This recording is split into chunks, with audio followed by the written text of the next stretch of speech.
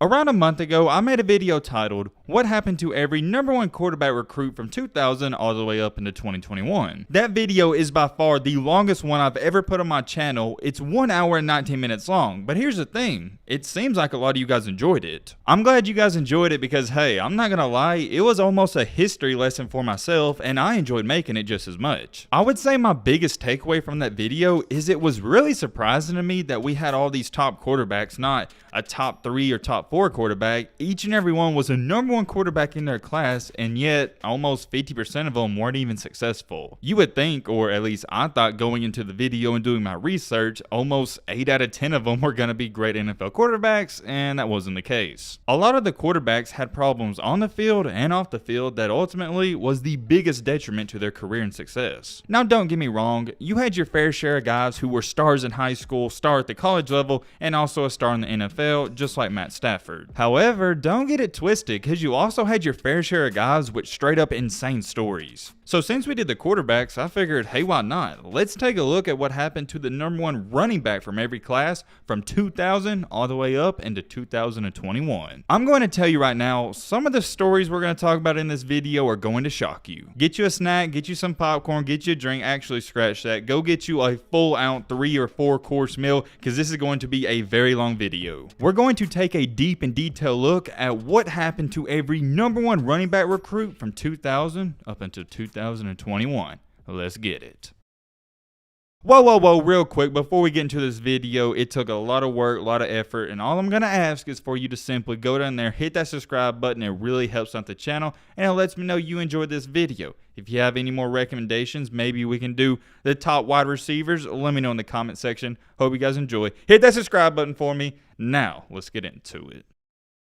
Starting off in 2000, the #1 running back recruit coming out of high school was Marcus Houston. Marcus grew up in Denver, Colorado, where he attended Thomas Jefferson High School, and as a senior, he rushed for 1,700 yards and had 28 touchdowns. Not too bad. Obviously, it goes without being said, he had offers from every school in the country, but he decided he wanted to stay home and he committed and signed with Colorado. At the beginning of his college career, it couldn't have got too much better. In his first 2 games as a freshman, he had over 100 yards on the ground in both of them. Unfortunately, after his 3rd game, he suffered an injury that ended his season and he was never the same. Listen to this, and actually I'll throw it up on the screen for you to take a look at. In 3 seasons for Colorado, he only played in 14 games. You hate to see it. As a former athlete myself who dealt with injuries throughout my career, I just can't help but only feel bad for him, and I'm sure some of you can feel the same way. Every single year he would have a great start to it and then he'd get hurt and he'd have to rehab and come back, and it was almost like deja vu. There's not another way to put it. It was a sad situation. Things didn't work out at Colorado, and it was almost to the point where he felt like he needed a fresh start, so he wound up transferring to Colorado State, their rivals. The good thing about transferring to Colorado State is that he didn't get hurt a lot when he was there, but he just wasn't the same football player, and you could see it on the field. In his 4th year of college football, which was technically his junior year, he only had 600 yards on the ground and averaged 4 yards a carry. Not so good. In the year after, as a senior, he only played in 9 games and had 200 yards, averaging 3.6 yards a carry, and he was still battling injuries. He entered the NFL draft in 2005, went undrafted, wound up going to law school, and now he's an attorney in Colorado Springs. Wow, you see it right there. The first guy we're already talking about, he didn't pan out and he wasn't successful, at least in football. I'm telling you, it is really shocking when you start to do your research on all these #1 running backs and quarterbacks to find out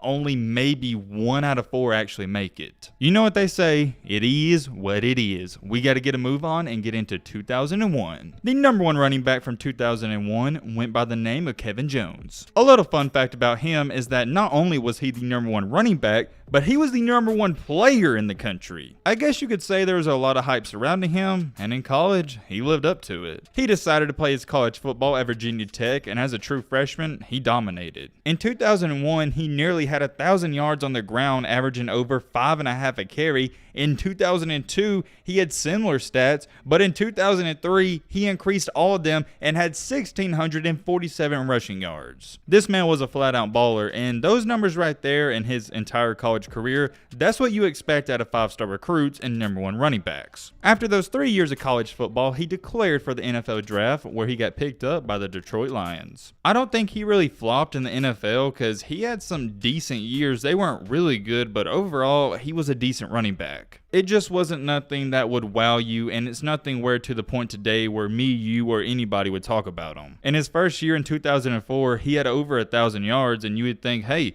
maybe he could do this every single year, but little did he know he would never even come close to doing that again. In his next 3 years playing for the Detroit Lions, every single year he never got over 700 yards rushing. That right there is pretty much the end to his NFL career. He was battling injuries as well, and in 2008 he was released by the Lions. When he got released, he did sign to the Bears, but he only had 30-something rushing yards, and that was it. 2011 is when he officially retired from the NFL, and he's been doing a lot of things off the field. He went back to college and graduated with a bachelor's degree in industrial design in 2014. That seems normal, but while all that was going on, he was also interning at a furniture design company in Switzerland. Not too sure what all that's about, but in 2019, really the last time we heard anything about him, he was trying to get back into coaching and football, and he also has a relationship with the Tampa Bay Buccaneers. Very odd career path. Moving on with this video, the number 1 running back in 2002 coming out of high school was Lorenzo Booker. Out of all the running backs we're going to talk about in this video, Lorenzo Booker had one of the most legendary high school careers. Not in his entire high school career, but only as a senior, he had 2,878 yards on the ground and 50 touchdowns. When he finished down his high school career, which was only 3 years, he had 8,500 rushing yards and 137 touchdowns. That's insane. He decided to commit and sign with Florida State, where he didn't exactly have the college career like his high school career. In 2003, his freshman season there, he didn't play that much, and he only had 300 rushing yards. Nobody thought too much of it. There were some other guys ahead of him. In 2004, he had 887 yards, and this is where everybody's like, okay,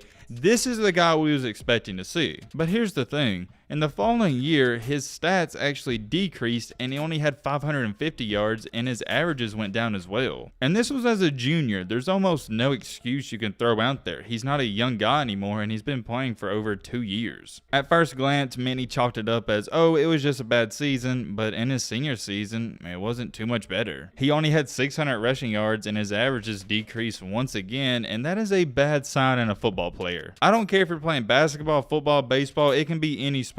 If your stats are decreasing the older you get and the more years you play, that's a bad sign. That is just the biggest red flag you could ever see. I understand completely if you have one bad year and your numbers go back up, but when you have a slow decline, that just ultimately means you're not that good of a player. And for Mr. Lorenzo Booker, that appeared to be the case. In the NFL, he didn't do much of anything. He played for the Dolphins in 2007, only had 100 yards, played for Philadelphia, didn't even get over 100 yards, and then played for Minnesota and didn't even get over 55 yards. And no, let me make this clear, I'm not talking about one game, I'm talking about the entire season. Considering what this man did at the high school level, I think he's got to be up there in the conversation for maybe the biggest bust of all time. Wasn't even as close to being good in college as he was at the high school level, and in the NFL, he was non-existent. In 2003, the number 1 running back recruit in the country was Demetrius Summers, who decided to commit and sign with South Carolina. Oh man, this is where our video starts to get really interesting, and I honestly believe this guy deserves his own separate video, so let me know in the comment section if you want to see that.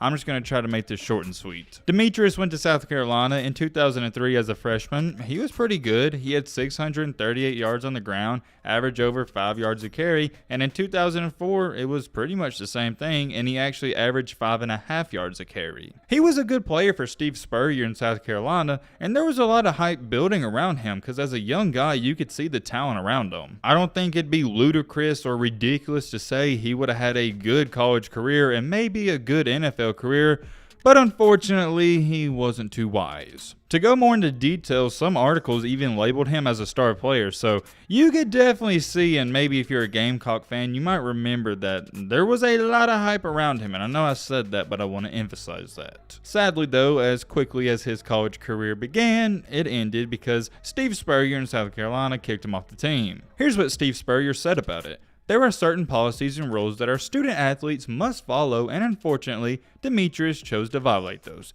that's where we are with this, and we'll move on from here. Although we're going to put 2 and 2 together, and I'll get to that in just a second, there was never an official reason for kicking him off the team, but at the time, Steve Spurrier had 3 rules. There's no fighting, no cheating, and no drugs. Spurrier also said, "We're not going to have problem, guys. I hope I don't have to run anybody off, but sometimes that's helpful." For those of you that don't know, now if you're a little older, you're going to know this, but the younger audience, you might not. Steve Spurrier, he's what I like to call, how do I label this? He's a winner, and he's going to do everything it takes to win. So if he kicks off his star player, you got to know it is some big time stuff. I'm not saying Steve Spurrier would cheat. I'm just saying that man, if he can find any advantage to help his team, he's going to use it. What I'm trying to get to and what I'm trying to say is if Steve Spurrier kicks you off his team, you had to do something bad. After he got kicked off the team, he never played college football again, and he wound up deciding to enter the NFL draft, where he went undrafted, but signed with the Dallas Cowboys in 2006. He was just one of those plug-in guys they added to the practice squad, and he was going back and forth between that, and he also played Canadian football in 2008 from 2010. And ever since 2010, he kind of stayed out of the news, and nobody heard too much about him,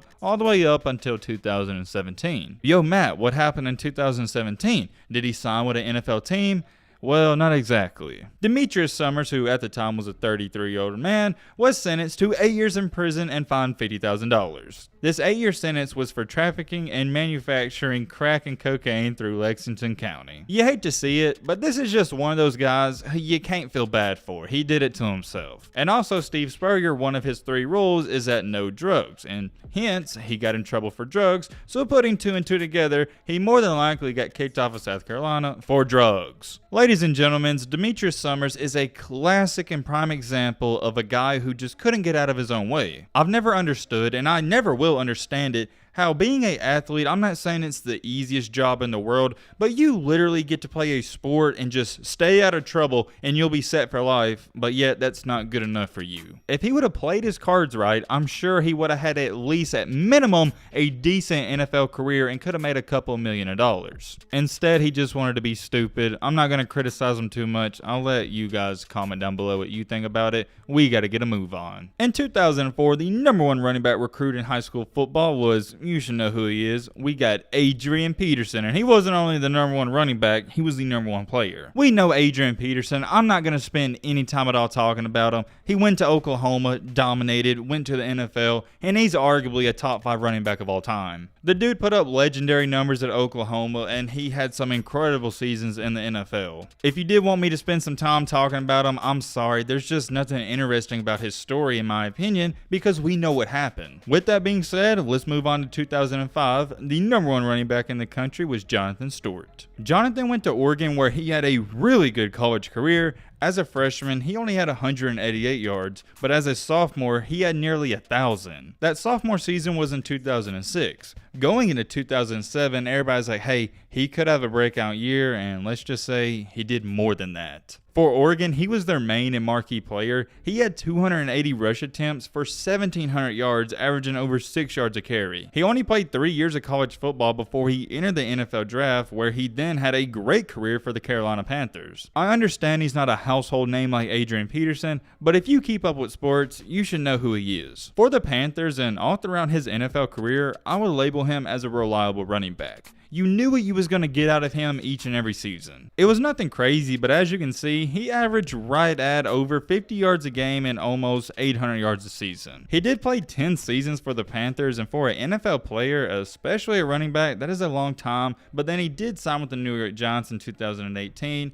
shortly after he retired in 2019. Recently, around 4 to 5 years ago, I believe he had a kid, so that's taken up a lot of his time, and he also has a wife, and he's chilling. He's deserved it. Or not deserved it. Come on, Matt, get your words right. He's earned it. You see what I'm talking about? This could have been Demetrius Summers if he would have just played football and focused on football only, but you want to do stupid stuff. I'm telling you, and once again, don't get it twisted. Being an NFL player, there's a lot of stress that comes with it, but it's not the worst job in the world. All in all, he has a simple story. Looking at 2006, the #1 running back recruit in high school football was Beanie Wells. Beanie Wells, what a name. He wound up deciding to commit and sign with Ohio State. When he got to Ohio State, he made an immediate impact. In 2006, as a true freshman, he had 576 yards as a ground. But check this out. In 2007, only 1 year later, as a sophomore, he had 1,600 rushing yards. And then as a junior, he battled some injuries here and there, and only 10 games played, he had 1,200 rushing yards. It was looking like he was destined for greatness and was going to have a great NFL career.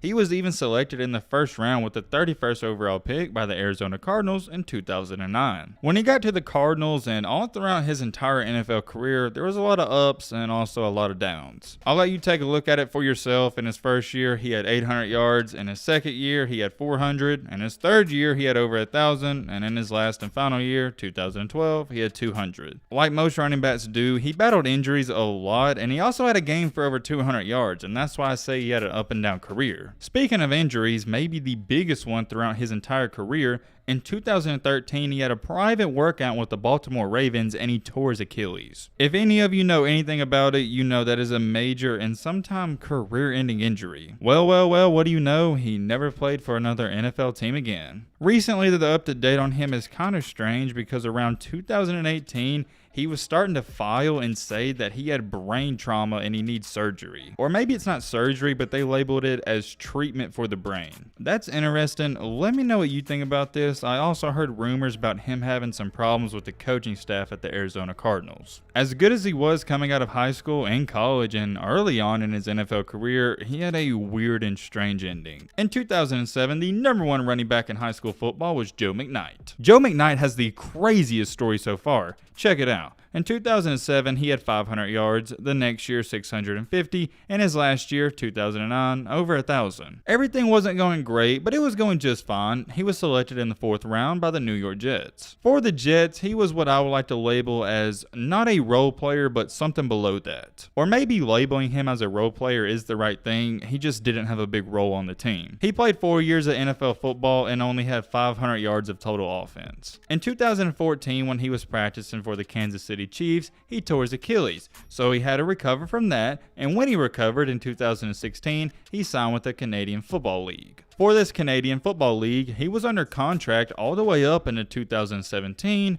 but there was one big problem. He didn't even make it that far. Sadly, in early December of 2016, he was shot by a 54-year-old in what was labeled as a road rage shooting. I don't think I have to describe road rage to some of you, but maybe to some I do, so I'll give you a brief run through. Basically, if you don't know what road rage is, it's where people in the United States, I don't know if other countries, but I know in the US where if somebody cuts you off or is driving slow, just anything to make you mad, that's road rage. Me personally, I don't have road rage. You know why? Because I'm not a psychopath. If you have road rage, you need to get yourself checked out. Like seriously, man, that is dangerous. You know why it's dangerous? Because of what happened in this situation. Please take my advice from this. Having road rage, nothing good's gonna come out of it. If somebody makes you mad while you're driving, just calm down and be like, hey man, it's not worth it. Because if you don't do that, you just might end up in the same situation this guy did. So basically, I'm gonna sum this up real quick. Him and some other guy, they were beefing, they had road rage, and they wound up pulling up to a red light together. When they pulled up to this red light, what do you know, McKnight actually gets out of his vehicle and goes up to the other guy's car. And next thing you know, the other guy pulls out a gun, and you can fill in the rest of the story, he shoots him. According to an eyewitness, the guy who shot him stood over him and said, "I told you not to F with me," and then shot him again. What makes it all even more strange is the guy who shot him waited for the police to come and he turned himself in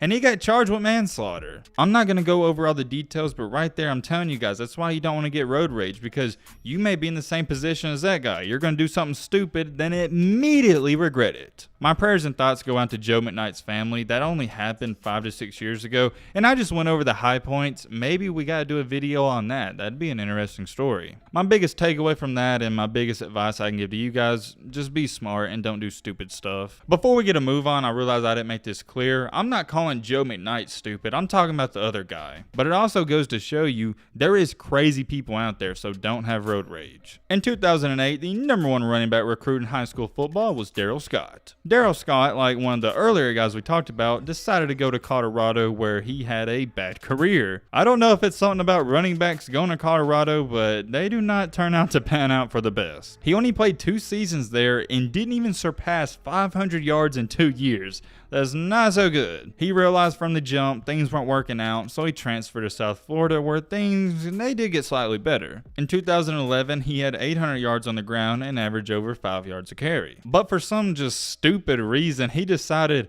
you know what, I'm good enough to go to the NFL draft, and he left a year early, didn't even play his senior year, and of course, he went undrafted. When he went undrafted in 2012, he got picked up by the Dallas Cowboys, but he never played a down of NFL football in his career. I'm just gonna be honest with you guys, I spent about an hour or two trying to find out what happened to this man, but there is nothing on the internet even talking about where he's at or what he's doing. All I can infer is that this man probably works a normal job, or maybe he's a teacher somewhere. I have no idea, but there's one thing for sure, he is a bust and he fell off the grid. If you know anything about him, help us out in the comment section. The show must go on. In 2009, the #1 running back recruit in the country, who was ranked ahead of Trent Richardson, went by the name of Bryce Brown, and he committed and signed with Tennessee. At Tennessee, it wasn't a good fit because he only stayed there for one season. In that 1 year, he only had 460 yards. He didn't have a bad year, but he decided to leave. When he left, he transferred to Kansas State, where he had to sit down a year, and in the following year, only played in 2 games and had 16 total yards. He did make it to the NFL, but his role decreased every year.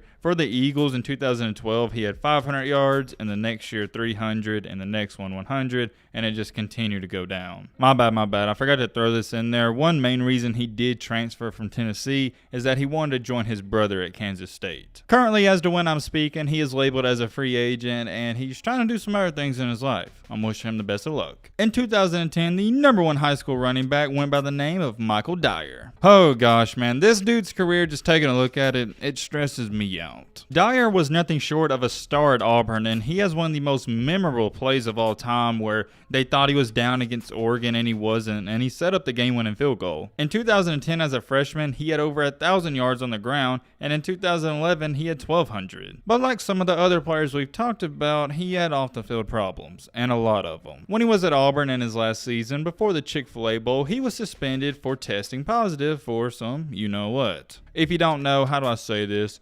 Mary Jane. But he was also charged with a possession of a weapon, and that's a pretty big deal. Ironically enough, that same weapon was used in an armed robbery that was allegedly committed by 4 members of the Auburn team. It was just a big and gigantic mess, and he knew the best thing for his career and just overall to get a fresh start was to leave Auburn and go to a different team. The biggest controversy was, he didn't leave Auburn, they made him leave. Either way, he was gone. It doesn't matter. When Auburn did release him, he followed his offensive coordinator to Arkansas State, and due to the rules, he had to sit out. When you have a guy who has history of getting in trouble and he's not able to play the sport he loves, there's only one thing he's going to do, and that's get in trouble more. He has nothing else to do. Coincidentally enough, that's what happened at Arkansas State. He got pulled over for Mary Jane again, and there was also some more gun incidents. He was even recorded and caught by the police going 96 miles per hour in a 70-mile-per-hour zone and was fined. It was just downhill for the worst, and it was just a young guy making stupid decisions. There's not another way to say it. He even attended Arkansas Baptist College, where he completed 46 hours and earned 3 semesters of work and got his associate's degree. After the mess with Arkansas Baptist and Arkansas State, he then transferred to Louisville, where it wasn't too much better. In 2014, it was announced that he was academically ineligible to play. For Louisville in total, in 2013, he played in 7 games, only had 200 yards, and in 2014, he played in 8 games where he had almost 500. The worst part about his story, at least in my humble opinion, is that he was a great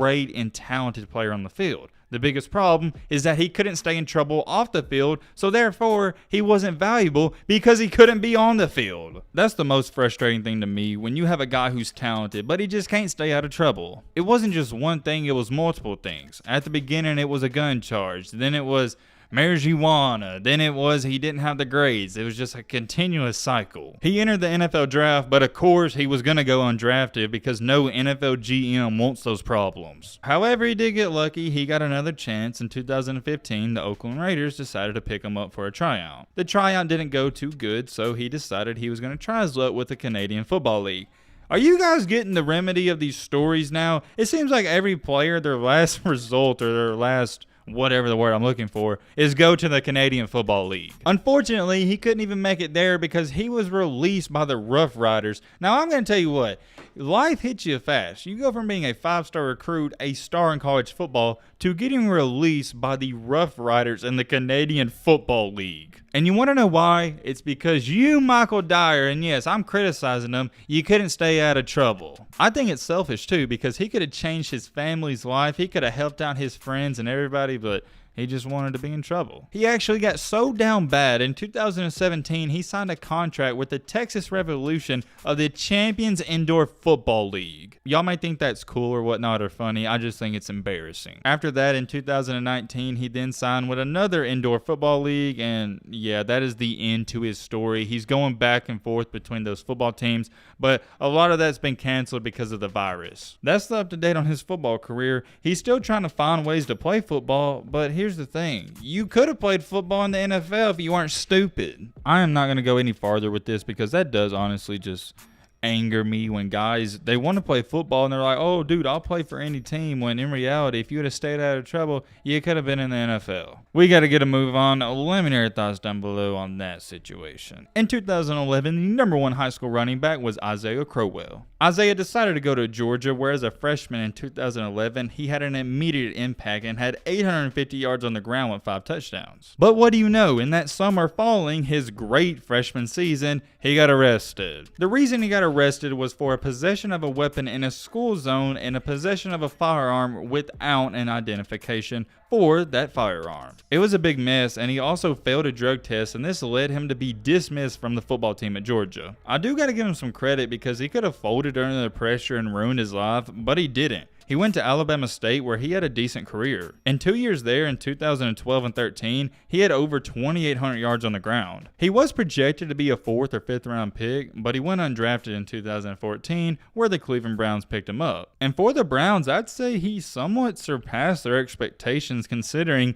he wasn't even a guy who got drafted, and all of his years there, as you can see on the screen, he's got good rushing numbers. Yeah, he's not going off for 1,500 yards a season, but he's right at 700 to 800 a year. Not too shabby. And in early 2018, he signed a 3-year, $12 million deal with the Jets, but in 2019, they released him. And then in 2019, he signed with the Oakland Raiders, but tore his Achilles, and ever since then, he's been out of a job. He's still trying to work his way back in the NFL, but it seems like he's made some good money, so even if he doesn't make it back, he should be okay if he's smart. In 2012, the number one high school running back was Jonathan Gray, and he signed with Texas. For Texas, he was okay. I mean, I'll let you look at his numbers. He wasn't nothing special, and he didn't live up to the hype, and I'll go on record to say that. In all 4 years of college football, he never averaged over 5 yards a carry, and he never even broke 800 yards for a season. The truth hurts, and I got to give you the harsh and reality of Jonathan Gray. He wasn't nothing special, and he was a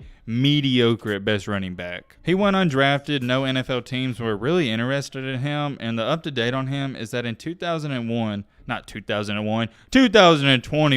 he signed with the Frisco Fighters. I know what you're probably sitting there wondering, yo Matt, who in the heck is the Frisco Fighters? And heck if I know. The only thing I can assume is that maybe there's some indoor football league, who knows, but yeah, nothing really to talk about his story. He just simply wasn't good enough. In 2013, the number one running back in high school football, he went to Oregon, went by the name of Thomas Tyner. His football career is pretty sad. In 2013 and 14 for Oregon, he wasn't bad. I mean, he had 700 yards his first year and nearly 600 the second year, but he just felt like he wasn't living up to the expectations, and maybe he wasn't. In 2015, he didn't play because of an injury. He wound up going to Oregon State in 2017, where he just didn't live up to the hype there either. I'm just going to read off a quote that he said, and it defines his football career a lot. It's kind of long, but trust me, it is worth the listen or worth the read, however you want to put it, and he describes his career perfectly. Quote unquote, "It was very tough for me because here I am, this top running back recruit who comes into Oregon at the time, and I don't think I was meeting those expectations. And then I have another big setback on my play. That was hard for me, definitely, mentally more than physically.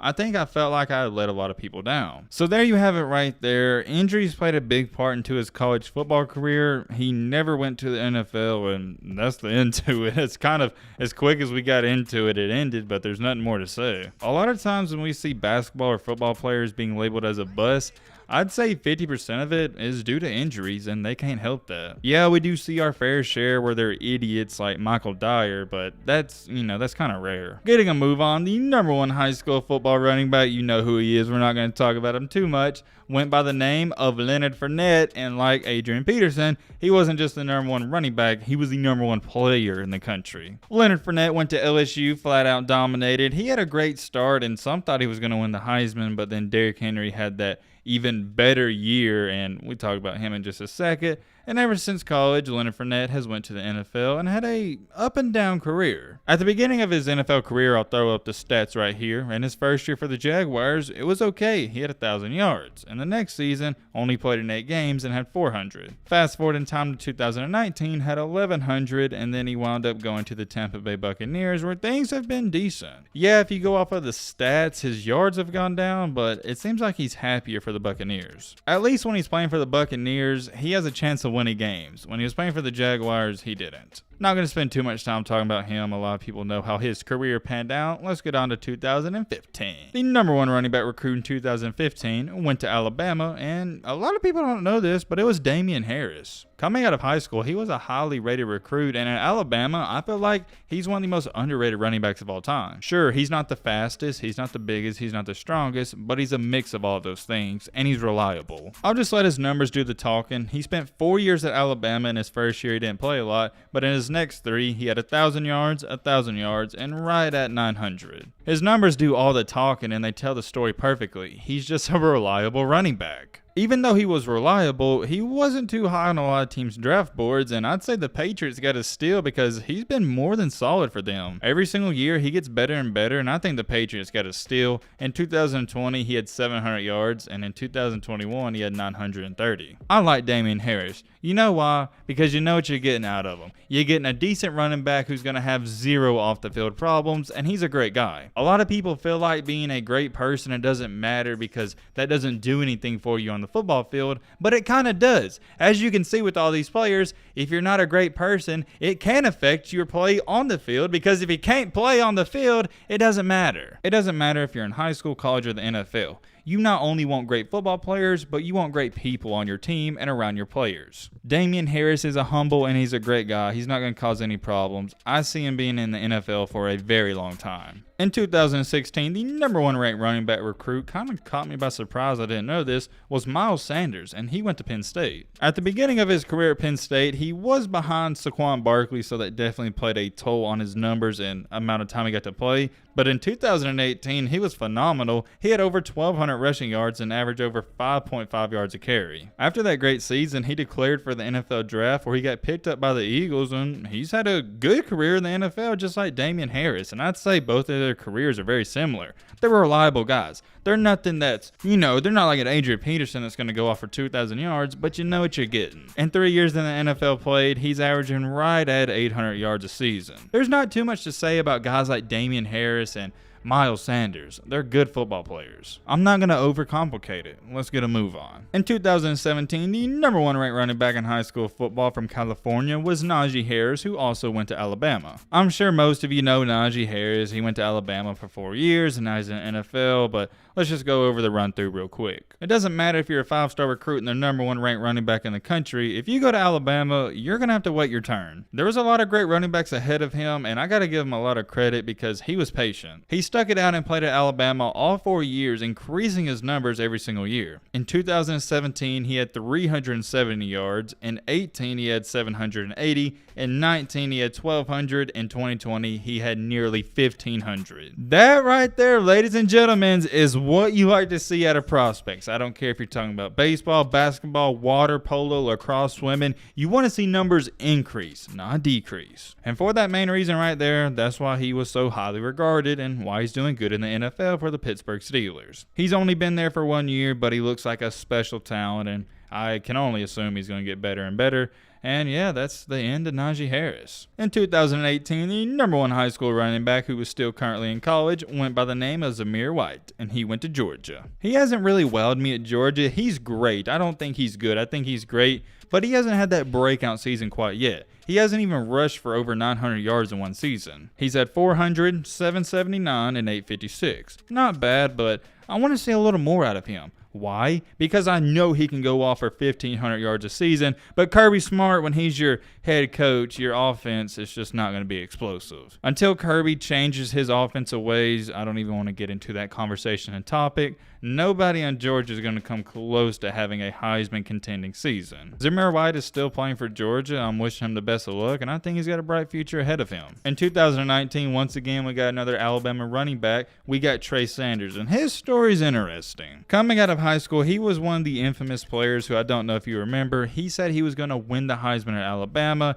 and maybe that was bad karma because he's barely even played. Number one, he was behind in the depth chart because he had to sit behind guys like Najee Harris. And number two, he's been battling a lot of injuries. Remember, this was a 5-star recruit, number one running back in the country. So far in his college career, he only has 448 rushing yards. He hasn't had off-the-field problems. He's just been hurt, and he's never been able to come back and recover. He's been able to redshirt, and I'm not going to write him off just yet, but I don't know if he's going to live up to all that hype. I'm wishing him the best of luck, but I don't even see him being a great college running back, rather less a great NFL running back. Hopefully he can prove me wrong, but I got to go with my gut feeling, and he hasn't shown me a lot on the field. In 2020, the number one high school running back who I think is going to be a star in the future is Bijan Robinson, who currently plays for Texas. I could go on and on about Bijan Robinson. He is a stud, and I love every part about his game. At Texas so far, he's got nearly 1,800 career rushing yards, and he gets better and better every single year. His college career just started, so there's not too much more to say. Last but not least, to end out this video, 2021, the last player we're going to talk about, the number one running back recruit, was Trayvon Henderson, who went to Ohio State, and I believe this is the first Ohio State running back we talked about. As much as I like Bijan Robinson, and as much as I think he's going to be a stud, Trayvon Henderson might be almost 2 times, well, not 2 times, but I just think he's slightly better right now. As a freshman for Ohio State, he ran for over 1,200 yards, averaging nearly 7 yards a carry. I honestly think he's a dark horse for the Heisman. The crazy part about this is that Ohio State is loaded. They have C.J. Stroud and Trayvon Henderson. He has a bright future ahead of him. I hope he stays out of trouble. And all the recent guys we talked about all the way from 2017 through 21, if they stay out of trouble, they're going to have great careers, but the chances of that happening is almost slim to none. As you could tell with some of the earlier guys we talked about, it seems like, once their careers don't go the way they hope they would, or maybe they do something stupid, everything else is a domino effect and their life literally falls apart. But yeah, I am out of breath. This has been a long video. Let me know your thoughts on this down below. That is the what happened to every number one running back recruit from 2000 all the way up into 2021. I don't have too much more to say. I'd appreciate if you subscribe, leave a like if you made it to this point. Hope you guys enjoy it. Maybe we can do a wide receiver version of this. It'll take a lot of likes, I am not going to lie. Hope you guys enjoy. Let's be great. I'm out, y'all. Peace.